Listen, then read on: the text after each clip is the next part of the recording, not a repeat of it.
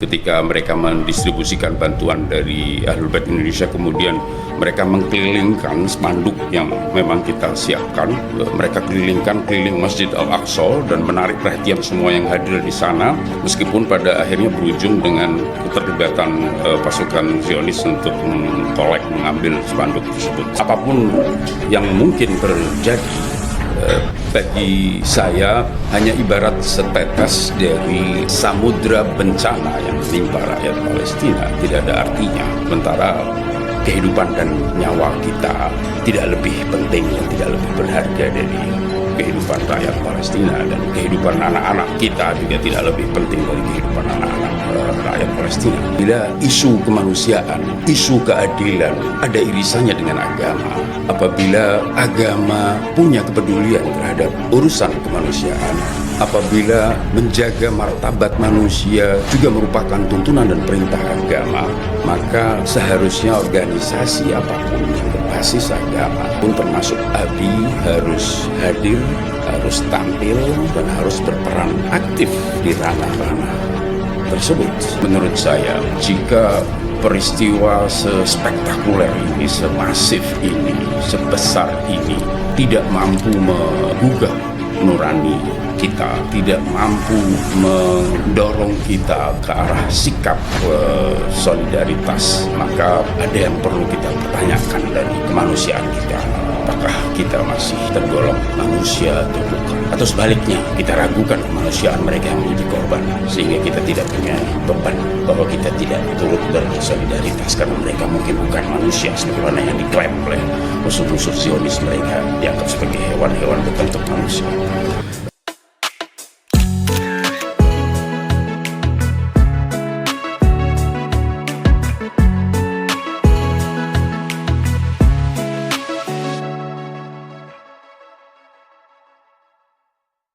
Assalamualaikum warahmatullahi wabarakatuh. Selamat pagi pemirsa Iqmal Resist Era, wadah di mana kita mendiskusikan isu-isu strategis dari perspektif alumni Iqmal.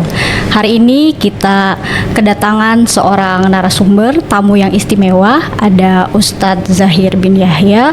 Beliau adalah Ketua Umum Ahlul Bait Indonesia dan anggota Iqmal. Hari ini kita akan membahas bagaimana Ahlul Bait Indonesia sebagai organisasi telah menembus blokade Gaza untuk menyampaikan donasi tersebut. Selamat pagi Ustadz Zahir. Selamat pagi, Assalamualaikum warahmatullahi wabarakatuh. Waalaikumsalam, apa kabar Ustadz? Baik, Alhamdulillah. Baru sampai ya dari Malang ya? Dari Jawa Timur. Oh, betul. Dari Jawa Timur, ya oke. Ustadz, hari ini kita akan membahas bagaimana donasi ABI ya sampai ke Gaza. Mungkin bisa antum ceritakan sejak kapan sih Ahlul Bait Indonesia membuka keran donasi ini, seperti itu. Baik, bismillahirrahmanirrahim. Pertama-tama saya ucapkan terima kasih sudah menghadirkan dan mengundang saya di podcast Iqmal, sebuah podcast yang meski belum lama di launching, tapi saya yakin dengan backup dan stok personel berkualitas yang dimiliki oleh Iqmal, podcast ini akan membesar dan akan mengambil posisinya di tengah berbagai podcast yang ada dan mampu berpengaruh di tengah masyarakat, khususnya masyarakat Muslim. Jika ditanyakan kapan kita memulai pendonasian dan penyaluran donasi ke rakyat Palestina, sebenarnya di setiap event dan peristiwa dalam bentuk peperangan yang terjadi, apakah terhadap rakyat di Gaza atau juga di tepi barat, kita selalu melakukan usaha untuk turut andil membantu dan meringankan kesulitan yang dialami oleh kaum muslimin rakyat Palestina. Namun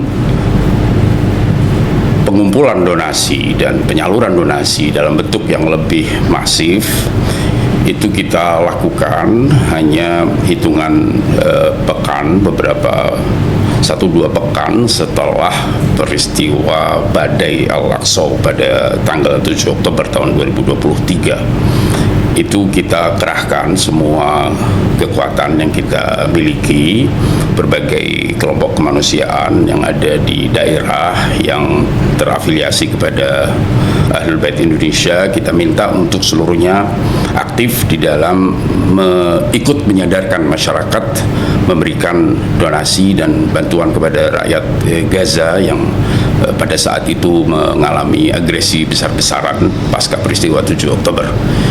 Itulah masa di mana kita mulai melakukan pengumpulan donasi lebih serius, lebih masif dan berlangsung hingga sekarang. Kalau sebelum peristiwa 7 Oktober ada juga Ustadz ya? Ya, cuma nggak terlalu masif. Ya, ada secara sporadis kita pernah memberikan bantuan kepada umat Islam yang beberapa waktu yang lalu, tepatnya di bulan Ramadan tahun berapa saya agak lupa, ketika ada kaum muslimin yang berhimpun di Al-Aqsa dalam rangka menjaga Al-Aqsa dari kemungkinan serangan kaum ekstremis Yahudi. Kita membantu mereka yang tinggal, yang disebut sebagai murabitin, orang-orang yang tinggal menjaga Masjid Al-Aqsa untuk sahur dan buka mereka. Bahkan sempat terjadi hal yang sangat mencolok pada saat itu ketika mereka mendistribusikan bantuan dari Ahlul Bait Indonesia, kemudian mereka mengkelilingkan spanduk yang memang kita siapkan. Mereka keliling Masjid Al-Aqsa dan menarik perhatian semua yang hadir di sana, meskipun pada akhirnya berujung dengan keterlibatan pasukan Zionis untuk mengambil spanduk tersebut dan menanyakan beberapa pelakunya kenapa melakukan hal tersebut. Ya. Menarik sekali Ustadz ya ceritanya. Ya. Kalau boleh tahu apa aja sih yang disumbangkan? Apakah bentuknya uang atau apakah Abdi juga membuat seperti dapur umum itu begitu di Gaza? Ya, jadi secara umum donasi itu kita berikan sesuai dengan kebutuhan yang memang kita tanyakan kepada mereka. Apa yang mereka butuhkan lebih dari yang lain. Ketika donasi itu diberikan di bulan Ramadan, umpamanya kita beberapa kali membantu dalam bentuk buka, artinya bahan makanan berupa roti, susu, buah dan lain sebagainya untuk buka mereka. Di momen seperti Idul Adha, umpamanya kita membantu berupa hewan kurban. Intinya semua kita komunikasikan kepada mereka yang di lapangan, kita tanyakan apa yang lebih mereka butuhkan dan itu yang kita usahakan untuk kita adakan. Bantuan berupa cash juga kita lakukan beberapa kali. Tentu kelebihan sumbangan berupa tunai adalah bahwa mereka akan lebih leluasa menggunakannya dalam bentuk yang mereka anggap lebih tepat di waktu yang mereka anggap juga lebih tepat. Artinya belum tentu kita sumbangkan sekarang mereka butuhkan sekarang, bisa jadi mereka tahan sampai beberapa waktu kemudian atau mereka adakan dalam bentuk komoditi yang lebih mereka butuhkan. Semuanya pernah kita lakukan, baik tunai maupun non tunai. Oke. Kalau non tunai itu berarti benar-benar dikirim dari Indonesia, Ustadz? Saya kurang paham. Kita kirim cash, kita bawa tunai dan kita serahkan. Kalau barang pun begitu? Kalau barang tidak. Beli di sana berarti? Kalau barang kita punya koneksi yang ada di lapangan, orang-orang terpercaya yang mengadakan kebutuhan yang untuk didistribusikan. Tentu tidak mungkin kita membelikan barang-barang dan mengirimkannya ke sana. Akan memakan waktu dan tentu ketika berupa bahan makanan dan seterusnya itu sesuatu yang tidak memungkinkan. Tetapi ada saja jalan yang terbuka untuk melakukan pengadaan barang-barang tersebut dan itu kita lakukan secara rinci, detail apa yang akan dibeli dan seterusnya kita ketahui seluruhnya. Baik Ustadz. Ya. Menarik Ustadz. Jadi itu tunai dikasih kepada orang di lapangan di Palestina, kemudian mereka yang membelanjakan dan lain sebagainya. Apakah bagaimana caranya itu Ustadz, alurnya? Saya agak penasaran gitu, dari Indonesia kemudian ke Gaza ada orang-orang, apakah itu orang-orang asli Palestina Ustadz? Seperti itu. Ya, jadi kalau ditanya secara teknis bagaimana dan siapa, tentu hal itu bukan untuk kita publikasikan, tetapi yang cukup kita pastikan adalah bahwa para penanggung jawab adalah orang-orang yang terpercaya. Mereka adalah orang di lapangan, mereka berada baik di tepi barat maupun di Gaza.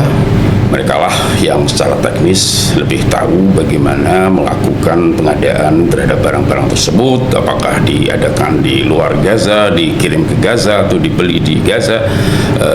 Itu semua mungkin, dan kita hanya memastikan terkait dengan jumlahnya, pola distribusinya, dokumentasinya. Selainnya kita percayakan kepada mereka yang memang orang-orang yang cukup terpercaya dan sebagiannya kita kenal secara pribadi. Apakah cara itu dipilih karena sulitnya akses penembus Gaza ya Ustadz ya? Itu satu-satunya cara. Karena kan kalau kita lihat selama ini sumbangan-sumbangan yang dikirim dari beberapa negara itu pasti tertahan di Rafah dan lain sebagainya. Mungkin itu jalur yang paling bijaksana untuk saat ini Ustadz. Jalur formal dan informal mungkin kita bisa membaginya seperti itu ya. Jalur formal adalah jalur yang ditempuh biasanya oleh pemerintah-pemerintah di dunia ketika ingin membantu rakyat di Gaza dan di Palestina. Dan untuk itu yang saya tahu jalur yang formal adalah melalui negara Mesir, menggunakan jasa Palang Merah Mesir, Palang Merah Internasional, dan juga kalau tidak salah lembaga PBB UNHCR. Tentu jalur formal seperti itu merupakan salah satu jalur yang bisa ditempuh, meski pelaksanaannya tentu akan bergantung kepada koordinasi bahkan izin dari entitas Israel. Artinya bahwa seluruh bantuan yang dikirimkan melalui pintu masuk Rafah melalui Mesir itu hanya akan terjadi ketika memang mendapatkan restu dan izin dari Israel. Tanpa izin Israel tidak akan pernah bisa masuk, karena tidak bisa menjadi satu langkah sepihak dari hanya pemerintahan Mesir saja. Dengan demikian maka bantuan-bantuan itu secara waktu, secara kuantitas dan lainnya ditentukan oleh kesepakatan antara pemerintahan Mesir, antara Palang Merah Internasional, antara UNHCR dengan Israel. Apakah hal itu baik dilakukan? Pastinya, karena bantuan dalam bentuk masif tentu hanya bisa dilakukan melalui jalur formal seperti itu. Namun demikian, rakyat di Gaza itu kan tidak bisa menunggu pihak Israel mengizinkan bantuan untuk masuk. Mereka setiap hari memiliki kebutuhan, mereka bergelut dengan rasa haus, rasa lapar, karena Israel memang jelas-jelas menggunakan kelaparan sebagai senjata pembunuh. Mereka tidak segan-segan membuat rakyat Gaza mati karena kelaparan. Untuk itu maka tidak mungkin umat Islam, bahkan para aktivis kemanusiaan, tidak mungkin mereka menunggu sampai jalur formal dibuka dan baru akan mengantarkan bantuan yang dibutuhkan. Mereka akan mencari jalan apapun yang bisa setidaknya membuat rakyat Gaza bertahan hidup. Bayangkan 2 tahun lebih sejak peristiwa badai Al-Aqsa, tentu mereka tidak akan bisa bertahan hidup tanpa makan dan tanpa minum. Dan untuk itu keterlibatan berbagai kelompok kemanusiaan, baik di luar maupun di dalam negeri, termasuk di dalamnya Ormas Ahlul Bait Indonesia, sangat dibutuhkan untuk memberikan solusi meskipun sementara, supaya mereka bisa bertahan hidup entah sampai kapan, sampai saat boleh jadi mereka akan dimusnahkan oleh praktek genosida yang terus terjadi hingga sekarang, bahkan setelah perdamaian. Baik Ustadz. Apakah selama kurun waktu Ahlul Bait Indonesia mengirimkan donasi dari Indonesia, dari masyarakat Indonesia, mendapatkan tekanan baik itu dari sisi politik maupun lain sebagainya itu? Kita sejauh ini tidak pernah merasakan ada tekanan dari pihak manapun, ya. Kita tentu berharap bahwa dunia belum sedemikian parah sehingga akan menekan dan mempermasalahkan pihak-pihak yang ingin menyalurkan sesuap nasi dan seteguk air kepada rakyat Palestina, khususnya kepada anak-anak dan ibu-ibu. Namun bagaimanapun tentu kita akan siap dengan berbagai kemungkinan, termasuk resiko yang harus kita hadapi jika itu memang akan muncul. Semoga tidak muncul yang demikian. Apapun yang mungkin terjadi, bagi saya hanya ibarat setetes dari samudra bencana yang menimpa rakyat Palestina, tidak ada artinya. Sementara kehidupan dan nyawa kita tidak lebih penting dan tidak lebih berharga dari kehidupan rakyat Palestina, dan kehidupan anak-anak kita juga tidak lebih penting dari kehidupan anak-anak rakyat Palestina. Jadi hal itu saya pikir kita siap-siap saja untuk menghadapi segala sesuatu sejauh memang kita melakukannya dengan benar, dengan penuh tanggung jawab dan berpijak pada asas-asas kemanusiaan yang tidak bisa dipungkiri. Baik Ustadz, Ahlul Bait Indonesia sendiri kan organisasi masyarakat yang fokus di dakwah ya Ustadz ya. Bagaimana itu dari medan dakwah kemudian ke mana medan perjuangan kemanusiaan? Antum misinya itu apa gitu, seperti apa? Kenapa Ahlul Bait Indonesia menekankan bahwa penting untuk kita masyarakat komunitas mengumpulkan dana donasi ini untuk membantu krisis kemanusiaan yang terjadi di Gaza seperti itu? Baik, status dan fungsi Ormas Ahlul Bait Indonesia sebagai organisasi keagamaan atau sosial keagamaan meniscayakan keterlibatan Ormas ini dalam segala hal yang ada irisannya dengan agama. Meniscayakan Ormas ini untuk tampil aktif di dalam segala di semua ranah yang menjadi ranah kepedulian agama. Meniscayakan Ormas ini untuk melakukan apapun yang menjadi tuntunan agama. Nah, apabila isu kemanusiaan, isu keadilan ada irisannya dengan agama, apabila agama punya kepedulian terhadap urusan kemanusiaan, apabila menjaga martabat manusia juga merupakan tuntunan dan perintah agama, maka seharusnya organisasi apapun yang berbasis agama, organisasi keagamaan apapun termasuk ABI harus hadir, harus tampil, dan harus berperan aktif di ranah-ranah tersebut. Itu menunjukkan betapa sebetulnya status sebagai organisasi keagamaan atau agama itu sendiri adalah gerbang yang sangat lebar yang membuka ruang beraktivitas bagi organisasi seperti ABI seluas-luasnya, seluas cakupan kepedulian agama itu sendiri dalam mengatur kehidupan manusia. Artinya di mana agama punya kepedulian di sana, seluas apa cakupan concern Islam terhadap kehidupan umat manusia, maka disitulah ruang kegiatan bagi organisasi keagamaan seperti ABI. Tentu sebagai ormas, ABI juga memiliki batasan-batasan atau bahkan sebut keterbatasan-keterbatasan tertentu yang mengatur dan yang menjadi faktor pembatas bagi kegiatan sebuah ormas adalah konstitusi yang diikutinya, pedoman-pedoman penjelas organisasi, aturan main dan berbagai prosedur yang disepakati dalam organisasi, itulah yang bisa membatasi gerak organisasi sesuai dengan kesepakatan mereka yang berhimpun di sana.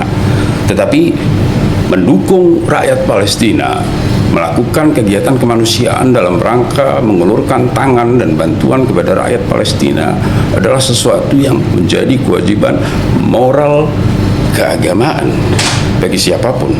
Oleh sebab itu, setiap kelompok kemanusiaan, setiap ormas, setiap organisasi yang berpijak kepada dasar-dasar keagamaan, tentu mereka terpanggil untuk ikut terlibat di sana dan bukan untuk dipertanyakan kenapa melakukan hal tersebut. Baik.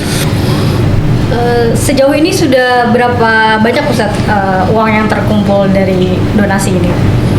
Dari sejak Badai Al-Aqsa tahun 2023 kita sudah menghimpun 8, sekian ya, hampir 8,5 M yang sebagian besarnya sudah kita salurkan baik berupa cash maupun berupa barang. Jadi itu total yang kita himpun selama kurang lebih 2 tahun terakhir. Sudah dialokasikan berapa kali Ustaz? Belasan kali. Ya, dan alhamdulillah itu semua terdokumentasi dengan baik. Semua kegiatan donasi kita dokumentasikan dalam bentuk gambar, video, tulisan dalam bentuk banner, spanduk dan seterusnya, bahkan tanda terima dan seterusnya dari para pengguna, sehingga hal itu tercatat dengan baik dan terpublikasi juga dengan baik. Ya, di web ABI juga ada ya Ustaz ya, transparansinya. Saya kemarin kayaknya kalau nggak salah lihat juga ada Ahlul Bait Indonesia mengirimkan donasi air bersih 25.000 liter. Antum boleh ceritakan nggak Ustadz yang masalah dapur umum ABI yang dibombardir beberapa bulan lalu? Betul. Ya, jadi semua pengeluaran penyaluran itu terdokumentasi dan kita publikasikan bahkan melalui grup-grup terbuka sehingga diharapkan itu bisa menjadi media informasi bagi para donatur dan juga bisa menjadi semacam media promosi dan motivasi yang kita harapkan sampai kepada mereka yang diharapkan untuk ikut juga terlibat di dalam memberikan donasi. Adapun yang ditanyakan tadi terkait dengan dapur ABI ya. Jadi memang sejak beberapa bulan yang lalu kita melakukan kerjasama dengan para aktivis yang berada di kawasan Deir al-Balah di Gaza untuk mereka mendistribusikan donasi berupa makanan hangat dan juga air dari ABI.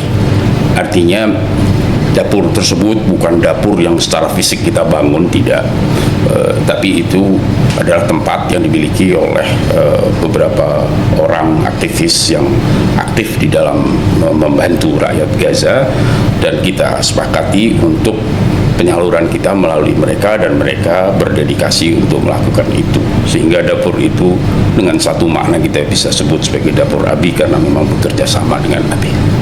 Untuk di bomnya itu gimana ceritanya Ustaz? Jadi dapat kabarnya? Ya, kita insya Allah tidak sampai beranggapan bahwa dihancurkan, dibom dikarenakan aktivitas donasi yang kita lakukan ya. Tapi Israel secara acak dan bahkan harian beberapa waktu yang lalu, tepatnya mungkin sekitar 2 bulanan yang lalu, melakukan pengeboman di berbagai kawasan, termasuk di antaranya adalah dapur yang selama ini kita gunakan untuk menyalurkan donasi kita. Apakah memang itu disasar secara khusus atau tidak, wallahu alam ya. Kita tidak akan mengklaim seperti itu, tapi hal itu terjadi dan alhamdulillah setelah kira-kira mungkin sekitar 2 mingguan atau 3 minggu mereka berhasil untuk mengadakan kembali tempat yang bisa digunakan untuk mempersiapkan makanan hangat dan donasi-donasi lainnya. Berarti tetap dibangun lagi ya Ustaz ya? Nggak kapok ya Ustaz ya? Tidak. Tetap. Tidak ada kesempatan untuk kapok. Artinya rakyat Gaza harus makan, harus minum, ya kan? Dan itu mereka dapatkan kebanyakannya dari donasi, termasuk yang dari kami, MPI, sehingga hal itu harus mereka jalani, mau tidak mau, karena melalui itu mereka bisa bertahan hidup. Tanpa itu mereka tidak akan bertahan hidup. Jadi tidak ada opsi lain kecuali tetap bertahan. Kalau pemilihan lokasinya Deir al-Balah itu memang kebetulan atau emang direncanakan? Berdasarkan ketersediaan saja. Ketersediaan. Ya, dan daerah yang dimungkinkan akan lebih lama bertahan, di mana rakyatnya tidak akan kemudian dipaksa untuk migrasi ke daerah lain dan seterusnya, tempat yang bisa bertahan lebih lama. Oh, berarti ada alasan spesifik tertentu seperti itu ya Ustaz ya? Ya, biasanya kan Israel sensitif dengan kawasan yang daerah utara gitu ya. Jabaliyah. Untuk itu mereka pilih tempat yang bisa bertahan lebih lama daripada tempat yang kemudian setelah beberapa hari harus pindah lagi dan seterusnya. Saat itu nggak ada korbannya Ustaz ya? Secara ini korban manusia kebetulan pada saat kejadian tidak ada orang di situ, sehingga yang rusak adalah ya sarana fisik saja. Baik. Ya. Ustadz, kalau ada narasi yang mengatakan bahwa ngapain jauh-jauh donasi ke Palestina, masyarakat Indonesia sendiri banyak yang susah, itu bagaimana Ustadz menanggapinya? Iya, begini, nilai-nilai kebaikan itu tidak ada yang kontradiktif atau berhadapan-hadapan satu dengan lainnya. Ya, orang mungkin bisa berbicara tentang masalah skala prioritas mana yang harus didahulukan, tetapi bahwa berbuat baik untuk mereka yang memerlukan, mau di tanah air, mau di luar negeri, adalah kebaikan, sama-sama merupakan kebaikan. Tinggal apakah kemudian berbuat baik untuk satu tempat, untuk sasaran tertentu, akan menyebabkan ketidakmampuan kita untuk melakukan hal yang sama kepada sasaran yang lain yang dirasa atau dari beberapa sisi, dari beberapa aspek dianggap lebih dekat, lebih prioritas, dikarenakan mungkin masalah kedekatannya, masalah sebangsanya, dan hal-hal lain yang biasanya ditentukan sebagai parameter menentukan prioritas suatu aktivitas. Berkenaan dengan membantu rakyat Palestina, menurut saya dari banyak aspek memiliki alasan untuk kemudian diprioritaskan, di mana salah satu diantaranya adalah kedaruratannya. Ya. Kita ketika berhadapan dengan situasi yang urgent, darurat, artinya Anda lakukan dan sekarang dan korban atau pengguna bantuan tersebut akan terselamatkan atau mereka tidak akan terselamatkan. Artinya ada urgensi, ada kedaruratan. Sementara di tempat lain betul ada kebaikan yang bisa kita lakukan, kebaikan yang sama yang bisa kita lakukan, dan dari beberapa aspek dianggap mungkin lebih dekat, lebih prioritas karena mereka saudara kita sendiri, sebangsa dengan kita, dan beberapa alasan lainnya yang seringkali dimunculkan kenapa kita harus mendahulukan bantuan kepada tempat tertentu. Tetapi bisa jadi tidak urgent, artinya bisa ditunda beberapa waktu ke depan. Di kita tidak ada orang-orang yang apabila tidak makan maka mereka akan mati hari ini juga. Alhamdulillah, Indonesia merupakan negara yang insya Allah tidak sampai membuat orang mati karena kelaparan, karena mereka bisa bertahan hidup dengan berbagai cara. Kesiapan tanah negeri ini untuk memberikan kebaikan kepada rakyatnya cukup besar, sehingga kita tidak membayangkan ada orang yang kalau tidak kita bantu sekarang dia akan mati. Berbeda situasinya sepenuhnya dengan rakyat di Gaza. Rakyat di Gaza dalam situasi di mana mereka tidak akan pernah bisa bertahan hidup dan sangat darurat untuk diberi bantuan, untuk makan mereka, untuk minum mereka. Tidak bisa dibayangkan ketika akses kepada air bersih dan air minum menjadi sesuatu yang sangat mewah di sana. sehingga terkadang dengan satu jerigen air berisi 25 liter mereka harus berbagi dengan 7-8 anggota keluarga selama berhari-hari untuk kebutuhan minum mereka, untuk kebutuhan kebersihan mereka dan seterusnya. Artinya mereka dalam situasi yang betul-betul mencekam dan sangat darurat. Untuk itu menurut saya prioritas untuk saat-saat sekarang adalah kepada rakyat Gaza. Kita bisa alokasikan mungkin sebagian bantuan atau di waktu yang berbeda kepada tempat-tempat lain yang dirasa juga memerlukan. Baik, berbicara urgensi Ustadz, sekarang kan sudah gencatan senjata, apakah urgensinya jadi tercerabut gitu? Jadi tidak urgen lagi?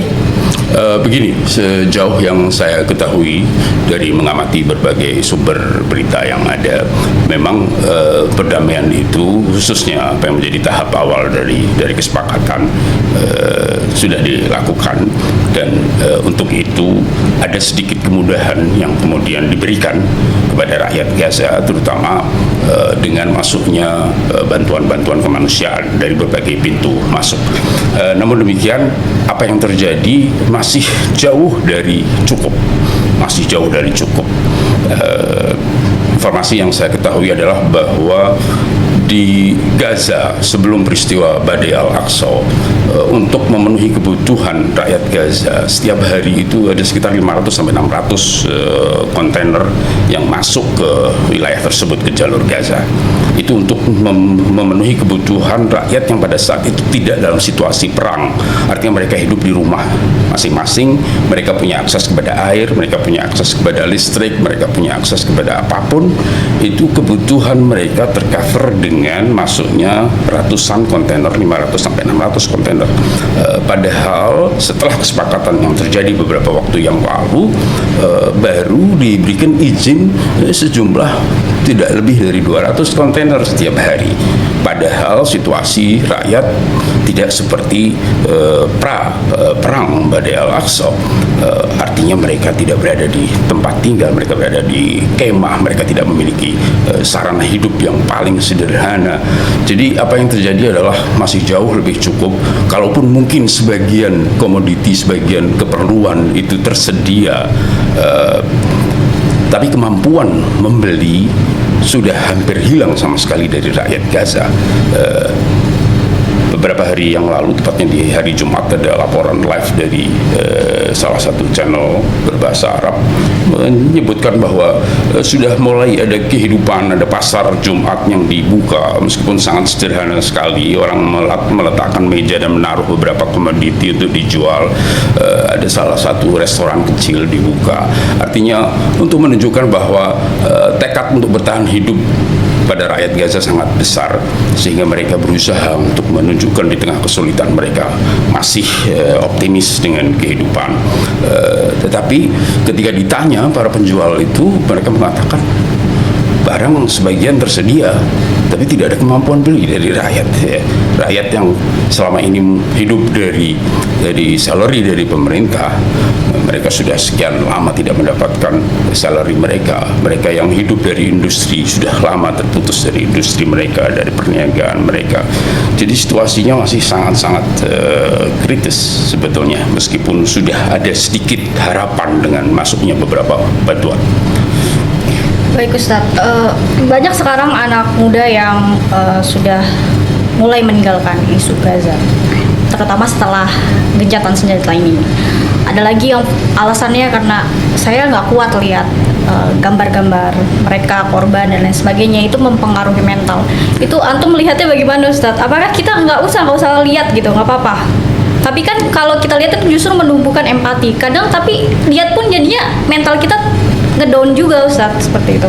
Iya. Menurut saya tidak ada peristiwa tragedi kemanusiaan di era ini melebihi apa yang terjadi sejak kira-kira 2 tahun yang lalu, bertepatan dengan operasi Badai Al-Aqsa. Sebuah peristiwa yang sangat-sangat masif, pembantaian terhadap puluhan ribu manusia, banyak diantaranya adalah anak-anak, penghancuran terhadap berbagai infrastruktur kehidupan di semua lini, infrastruktur pendidikan, kesehatan, bahkan transportasi, jalan dan seterusnya hampir total dihancurkan. Berbagai kejahatan yang sampai ke tingkat genosida dan ethnic cleansing yang terjadi akhir-akhir ini menurut saya belum pernah terjadi sebelumnya dimanapun, utamanya di era kontemporer kita bisa jadi di 50 tahun terakhir tidak pernah terjadi yang demikian. Peristiwa ini sangat besar, sedemikian berteriak kepada siapapun, ke telinga siapapun, sehingga kita menemukan banyak kalangan, mau jurnalis, mau kalangan selebritis, mau kalangan berbagai kalangan di dunia, mereka terpaksa menyuarakan sikap mereka, dan itu yang kita saksikan terjadi di berbagai belahan dunia barat, di Eropa dan di Amerika, kalangan kampus dan seterusnya sebagaimana yang sering kita saksikan. Itu semua menandai bahwa sesuatu yang terjadi sangat-sangat masif. Untuk itu menurut saya, jika peristiwa sespektakuler ini, semasif ini, sebesar ini tidak mampu menggugah nurani kita, tidak mampu mendorong kita ke arah sikap solidaritas, maka ada yang perlu kita pertanyakan dari kemanusiaan kita. Apakah kita masih tergolong manusia atau bukan? Atau sebaliknya, kita ragukan kemanusiaan mereka yang menjadi korban, sehingga kita tidak punya beban bahwa kita tidak turut bersolidaritas karena mereka mungkin bukan manusia sebagaimana yang diklaim oleh musuh-musuh Zionis, mereka dianggap sebagai hewan-hewan berbentuk manusia.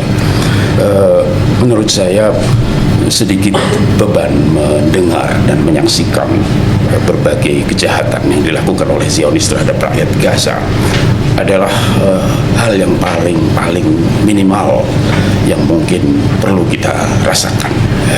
Mungkin kita tidak sampai dituntut untuk ikut menyelamatkan mereka. Kita tidak dituntut untuk itu. Justru menurut saya kita dituntut untuk menyelamatkan diri kita sendiri, menyelamatkan kemanusiaan kita sendiri, yang apa yang tersisa dari kemanusiaan kita terancam hilang sekarang. Jadi itulah beban Anda sebagai manusia. Anda meski tidak senang, meski terusik, justru itulah cara Tuhan untuk menggugah dan mendorong Anda untuk beranjak dari sekedar sebagai penonton atau bersolidaritas sebatas kata-kata atau maksimal berdoa, bergerak dan beranjak menuju ke arah solidaritas dalam bentuk tindakan nyata. Itu yang diharapkan. Tidak apa-apa Anda terusik, tidak apa-apa di pagi hari Anda mendengar ada sekian puluh anak yang terbantai. Itulah cara Tuhan untuk menggerakkan Anda. Tapi jika Anda juga belum mampu bergerak dengan peristiwa-peristiwa tersebut, maka seperti yang saya katakan, kita perlu mempertanyakan kemanusiaan kita sendiri. Baik, Ustaz. Bentuk pembelaan Ormas Ahlul Bait Indonesia untuk masyarakat Palestina itu kan yang diketahui publik adalah donasi. Selain itu ada lagi nggak, Ustaz? Misalkan ada demo yang digagas oleh Ahlul Bait Indonesia.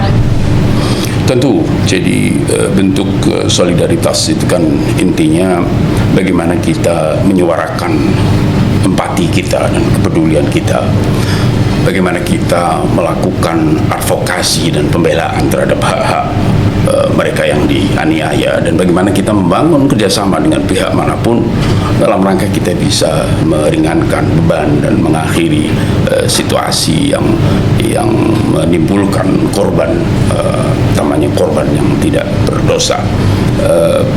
Jadi untuk bersolidaritas, untuk menjadi entitas yang solider kepada rakyat Palestina, tentu kita tertuntut untuk melakukan apapun dengan cara apapun yang memungkinkan dalam rangka melakukan tiga hal tadi: berempati, menunjukkan kepedulian. Tentu diawali dengan keberpihakan, itu pasti. Kalau orang belum berpihak, pastinya tidak akan berbuat apa-apa. Tetapi sejauh makna solidaritas adalah berempati, peduli, kemudian mengadvokasi hak-hak mereka, dan juga melakukan kerjasama apapun untuk mengakhiri situasi yang tidak yang merugikan. Untuk melakukan itu kita tidak cukup hanya dengan umpamanya menulis. Kita tidak cukup hanya dengan menggerakkan teman-teman yang sepemikiran utamanya untuk melakukan protes, demo, bahkan gerakan seperti boykot, dan berbagai hal lain yang betul-betul memungkinkan, termasuk diantaranya adalah tindakan nyata dalam bentuk menyampaikan bantuan-bantuan yang secara real dibutuhkan untuk rakyat Palestina bisa bertahan hidup, khususnya mereka yang di Gaza, termasuk juga beberapa kali kita membantu mereka yang di tepi barat juga. Jadi solidaritas adalah makna yang cukup komprehensif, sebuah konsep yang seharusnya mengantarkan kita untuk berbuat apapun dalam bentuk suara, tulisan, kemudian protes-protes, kerjasama, dan juga kerja nyata untuk membantu mereka yang memerlukan. Baik, setiap orang punya caranya sendiri ya Ustadz ya untuk membantu Palestina seperti itu. Mungkin ini pertanyaan terakhir Ustadz. Ada satu kalimat dari seorang ilmuwan yang bilang katanya kalau disuruh milih antara keadilan dan perdamaian, pilihlah perdamaian. Apakah seperti itu yang diinginkan dunia saat ini? Apakah memang perdamaian? Nggak apa-apa, nggak adil, tapi yang penting damai, tidak ada korban lagi dan lain sebagainya. Ya, saya rasa yang diinginkan oleh para penguasa yang berkuasa di negara-negara utamanya kaum muslimin dan lebih khusus lagi negara-negara Arab, bukan sekadar perdamaian yang mengabaikan keadilan. Mereka hanya ingin apa yang terjadi berhenti sehingga tidak menjadi beban bagi mereka. Artinya terlampau loman dan dermawan kalau kita kemudian menganalisis apa yang terjadi sebagai bentuk keinginan untuk menciptakan perdamaian.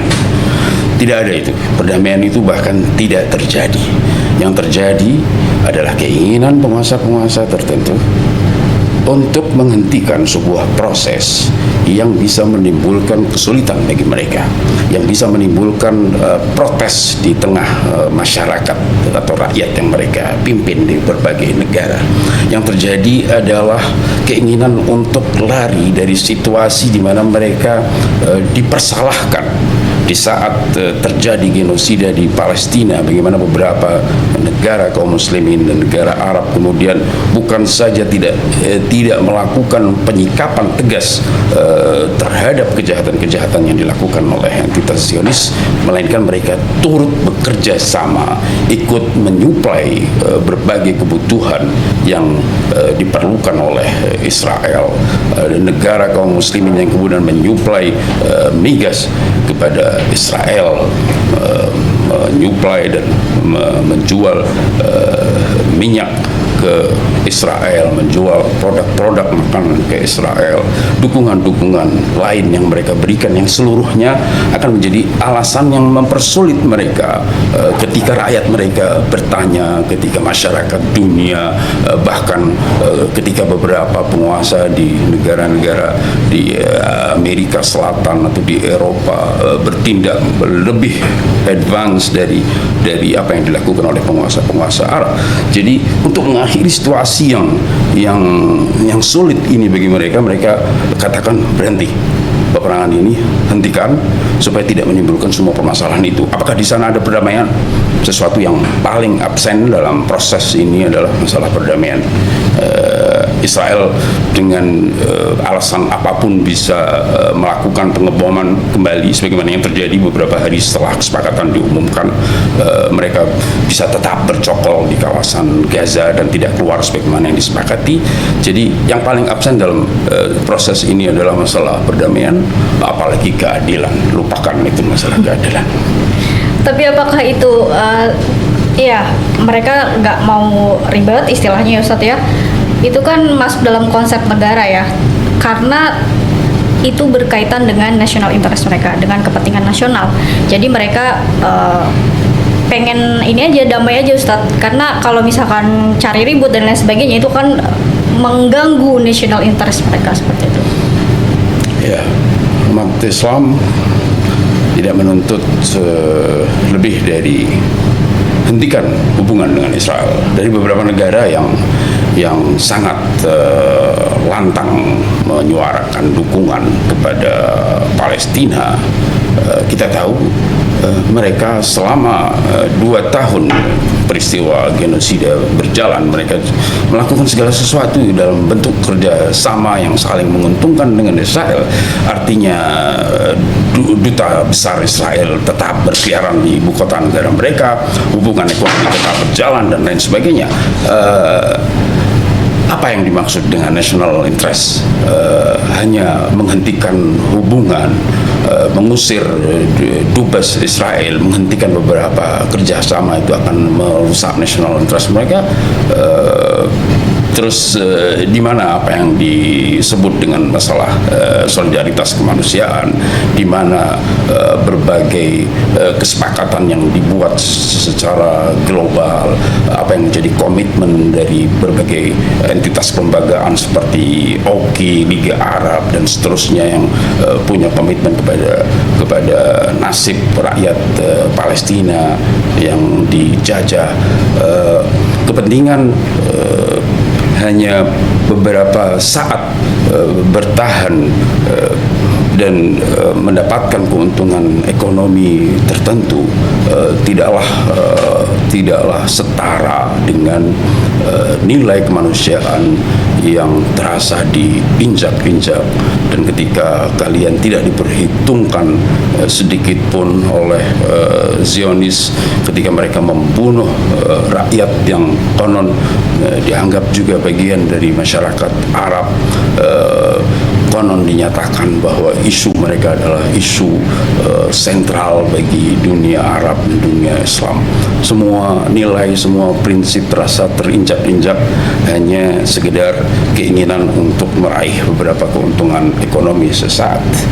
Dan mereka perlu tahu bahwa kebrutalan Israel cepat atau lambat juga akan sampai ke tempat-tempat mereka. Baik, menarik sekali pembicaraan kita hari ini dengan Ustadz Zahir bin Yahya. Mungkin untuk sebelum kita tutup acara pada pagi hari ini, kita akan mendengarkan closing statement dari Ustadz Zahir, gimana pesan-pesan untuk para pemuda di Indonesia supaya untuk terus menyuarakan isu-isu Palestina meskipun sekarang mulai agak meredup karena gencatan senjata ini. Terima kasih.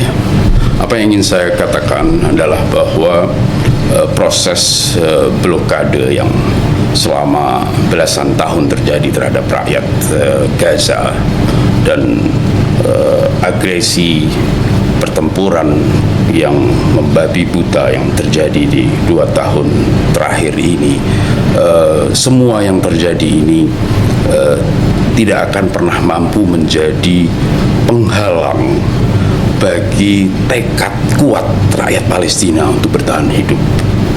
Itu yang mungkin aspek yang selama ini terlupakan oleh musuh, bahwa tekad dan keinginan untuk bertahan hidup pada rakyat Palestina akan bisa mengalahkan semua upaya blokade dan agresi yang mereka lakukan. Itu dari satu sisi. Dari sisi lain, doktrin yang amat sangat luar biasa yang menyatakan bahwasanya barang siapa menghidupkan satu jiwa seakan ia menghidupkan seluruh jiwa.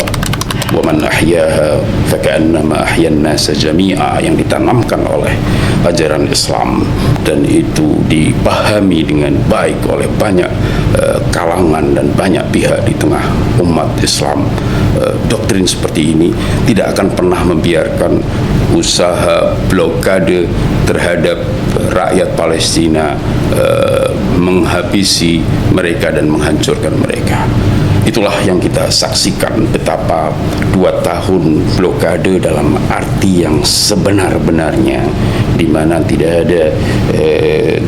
ada tempat sekecil apapun untuk mengakses jalur Gaza dari luar, tetapi rakyat Gaza bertahan hidup selama 2 tahun. Tentu selama 2 tahun mereka memerlukan makanan, memerlukan minuman, dan itu mereka dapatkan. Dari siapa? Dari pertama, semangat mereka untuk bertahan hidup.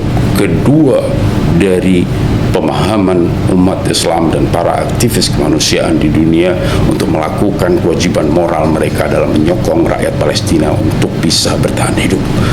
Sebagai penutup ingin saya katakan bahwasanya yang bisa mencekik, yang benar-benar bisa mencekik rakyat Gaza dan memblokade rakyat Gaza dalam arti yang sebenarnya adalah ketika kita sudah tidak lagi berempati kepada mereka. Itulah blokade dalam arti yang sebenarnya. Ketika umat Islam, ketika para aktivis kemanusiaan, bangsa-bangsa yang merdeka tidak lagi berempati dan peduli kepada mereka. Ketika kita terombang-ambingkan oleh berbagai berita yang menyesatkan tentang apa yang terjadi di Gaza, ketika kita menjadi orang-orang yang pesimis, menjadi orang-orang yang apatis, bahkan skeptis terhadap upaya kebaikan yang dilakukan oleh beberapa pihak, ketika mempertanyakan niat baik mereka dalam apa yang mereka lakukan, ketika mulai mempertanyakan tentang alasan sejenis transparansi dan lain sebagainya dengan pola-pola yang jauh dari edukatif.